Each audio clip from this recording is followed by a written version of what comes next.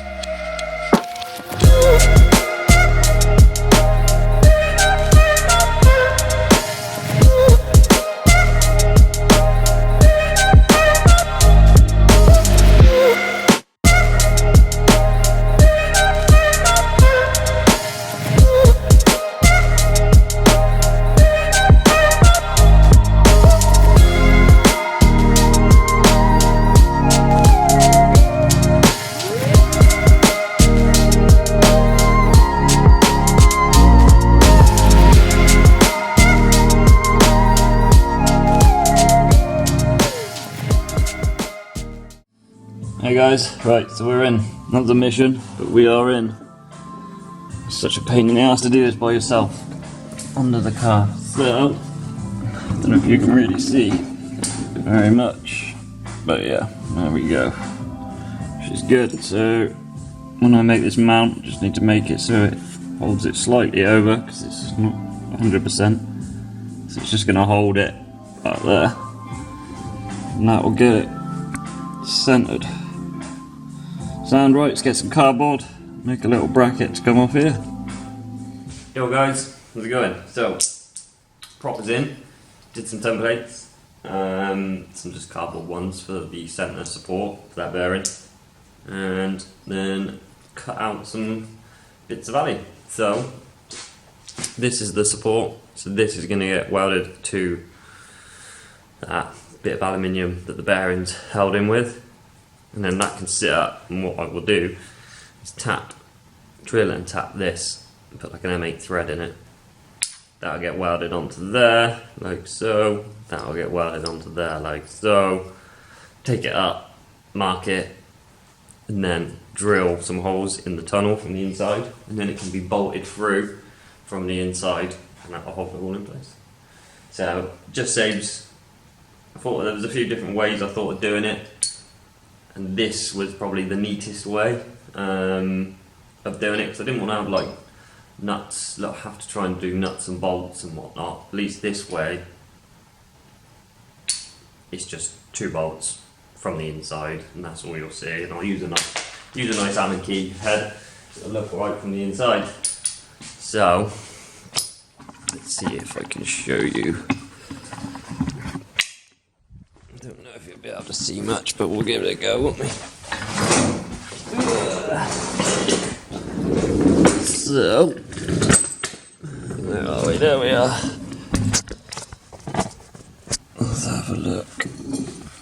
So, there it is. See, that's going to sit and be welded onto there like that. And obviously those 2 plates on the outside, on each side of that. Let's see if, I don't know if I can. Hang on. Right. So I'll just get it roughly in position so you guys can see, but see what I mean? So something like that, and then it'll be bolted through from the inside. So yeah, happy days. That should do the job nicely, and that'll be all held in place. So let's come out. Oh. So yeah, guess what? Got to take the prop out again. I ain't welding it in place, it'll just be a pain in the ass. So I'm gonna drop the prop out, and then I can weld everything I need to weld off the car. Get these in place and go from there. Sound right? See you in a sec. I'll get the prop off and I'll be back. Cheers. I forgot to press record, didn't I, guys? Anyhow, welded up. It's on there.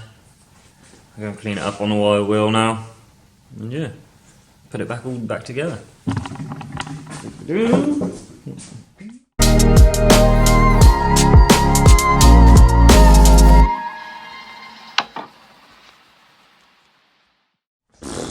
Mission over. Done. So, look at this. It's fucking in, guys. It is in. So,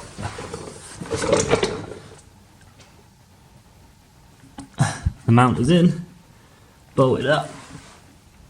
We are good to go. Yes, we are. Right, so, next. Oh, should we cross it off? Let's cross it off. Let's cross it off. Prop, done. Tick. So, next is fuel cell. So, I'm going to cut this off next, guys. So, if you remember the old bit, used to, because this sits lower, I'd have to keep this raised up, and I didn't like it. So, I'm going to cut this off, put a plate in there, move these to there, job to good and happy days. And then we can see about mounting the rest of it in the car. Cool, I'm going to crack on. Cheers.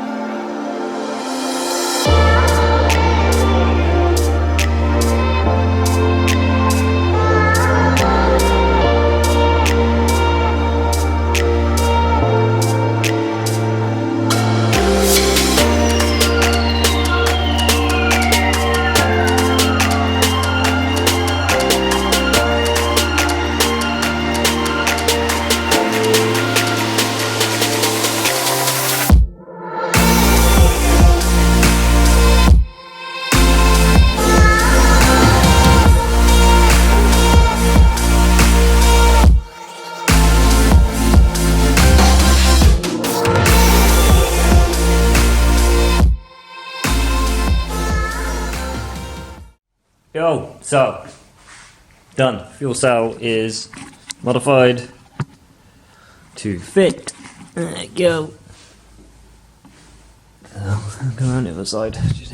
Not modified to fit, it fitted anyway, but just doesn't stand up as tall as it did before, basically. There we go. There we go. Yeah, so that is now on. I'm always going to rubber mount the tank anyway, so just for save any vibrations, it's all going to be rubber mounted to a certain extent. So yeah, that is done and on, and happy days. Prop is in, done, and happy days. So next is I'm going to be trying to get this alley plate mounted properly.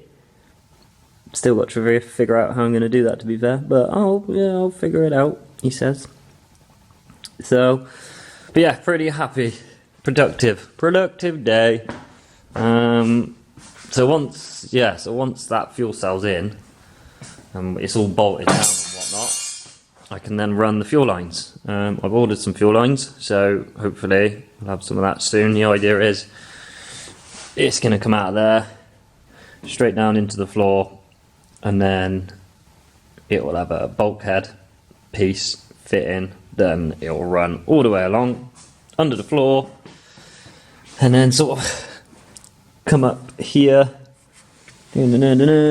dunk straight onto fuel pressure regulator. It will probably sit about there, and then as you can see, that will then lead to there.